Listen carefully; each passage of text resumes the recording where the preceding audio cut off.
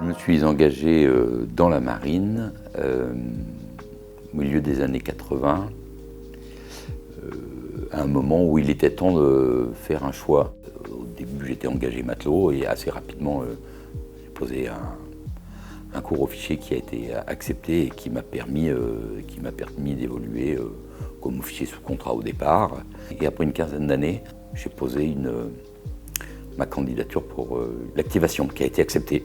Et moi, ma démarche initiale, c'était de m'engager pour être dans l'aéronautique navale. Voilà. Et si possible, pilote de chasse, qui a pu se faire. Probablement que mes qualités intrinsèques y correspondaient, et aussi parce que l'émulation vient aussi avec la pratique. En étant avec d'autres gens qui autour de vous aspirent à ça, soit depuis très longtemps, soit parce qu'ils sont très motivés par ça, et ben en fait, ça ne fait que développer la motivation, ça ne fait que développer l'émulation collective. Mais moi, j'ai fait deux métiers, en fait, celui de pilote de chasse et le métier d'officier d'appontage.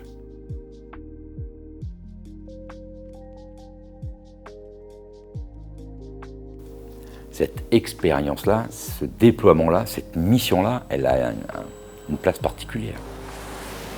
Du fait de sa durée, 3 mois avant, si on nous avait dit « vous allez porter des monoplaces, monoréacteurs, assistants nautiques du porte-avions », la réponse aurait probablement été « ça n'est pas possible ». Bon, après en y réfléchissant, finalement on a fait ça pendant plusieurs mois.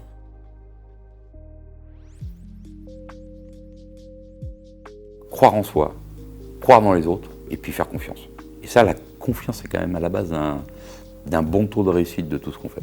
Lorsque vous vous sentez bien, lorsque vous vous êtes épanoui, la marine, mais les autres armées, j'en suis convaincu, offrent à chacun de ses membres la possibilité de s'épanouir. Cet épanouissement, il peut se traduire, comme c'est mon cas, par un engagement comme matelot et puis aujourd'hui un poste de contre-amiral. Oui. Mais les armées offrent ça, le ministère offre ça. Il faut le préserver jalousement.